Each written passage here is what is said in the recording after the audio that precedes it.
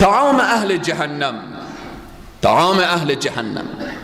کفار امروزی برای اونها مطرح نیست این شراب، این خوک، این حلال، این حرام، در عیش و نوش و استراحت خود قرار دارند. الله سبحانه و تعالی طعام در جهنم برای اونها آماده کرده که میگه فلیس له اليوم هاهنا حمیم.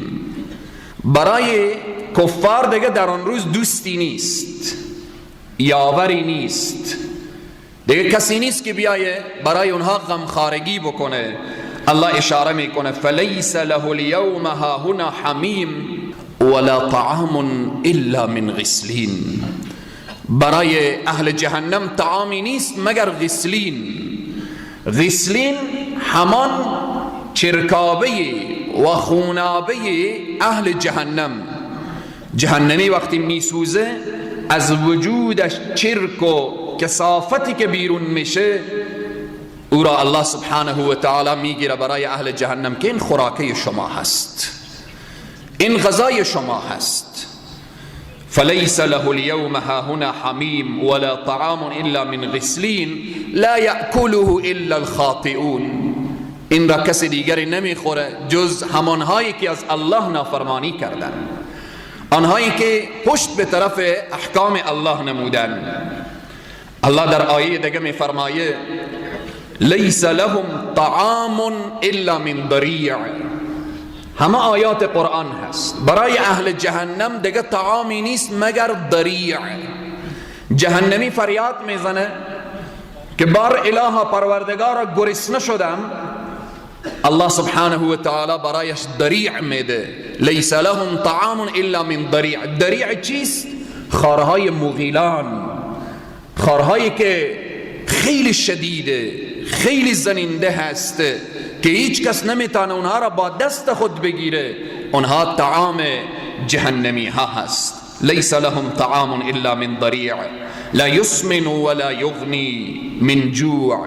او چنان طعامی هست که اهل جهنم را نه چاق میکنه، یعنی منظور و مراد یعنی هیچ فایده برایش نداره در وجودش، و اینکه او را بینیاز نمیکنه، سیر نمیشه، بلکه عذاب فوق عذاب هست، عذاب بالای عذاب هست. الله در آیه دیگه میفرمایه ارتباط به طعام اهل جهنم ان لدینا انکالا و جحیما و طعاما ذا غصه و عذابا علیما. الله سبحانه و تعالی اشاره میکنه که به نزد ما ان لدینا انکالا، زنجیرها هست. اهل جهنم به زنجیر کشیده میشوند. جحیم هست، نار هست، آتش هست. و در اونجا و طعاما ذا غصه، طعام ذا غصه هست.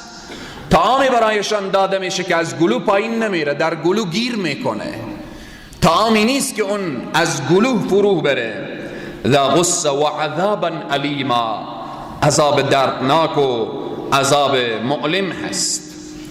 الله در آیه دیگه می فرمایه لا یذوقون فیها بردا ولا شرابا. برای اهل جهنم هیچ خنکی نیست، یعنی نفس راحتی نیست. برای اونها نوشیدنی نیست الا که مگر نوشیدنی اونها چی هست؟ الا حمیما و غساقا. حمیما و غساقا. حمیم آب جوشان، غساق همان چرکابه و خونابه و اون همه چتلی های جهنمی ها الله اونها را برای اونها نوشیدنی قرار میده.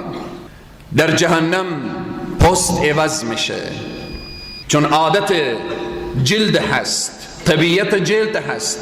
جلد که یک مرتبه سوخت دیگه انسان حس نمیکنه. وقتی دست انسان سوخت، جای سوختگی دیگه هر قدر بالاخره اگر آتش هم بخوره او جلد دیگه حس نمیکنه. الله سبحانه و تعالی جلد اهل جهنم را عوض میکنه و میفرمایه ان الذين كفروا بآياتنا سوف نصليهم نارا. اما کسانی که کفر و کافر شدن به آیات ما، آیات ما را انکار کردن اینها را در جهنم میکشانیم. جهنم چگونه هست؟ کلما نضجت جلودهم بدلناهم جلودا غیرها لیذوقوا العذاب. این جلد عوض میشه، این جلد تغییر میکنه به خاطر اینکه عذابش بیشتر بشه، لحظه به لحظه بر عذابش افزوده بشه. الله سبحانه و تعالی می فرمایه در آیه دیگر لا تبقی ولا تذر. جهنم جایگاهیه که نه انسان در داخل جهنم نه میمیره و نه زندهیه که به درد بخوره. نه زنده بالآخره در حالت جان دادن هست، هر لحظه، هر ساعت و هر ثانیه و در جهنم فریاد میزنه. عزیزان و بزرگواران، چقدر باید من و شما شکر این ایمان و اسلام را داشته باشیم، چقدر من و شما باید سر به سجده بگذاریم و الله را سجده کنیم که ای الله ما را بنده خود، ما را امت حبیب خود و ما را پیرو قرآن قرار دادی. چی نعمت عظیم و بزرگ نعمت اسلام هست. آرزوهایی که اهل جهنم یعنی کفار در داخل جهنم دارند،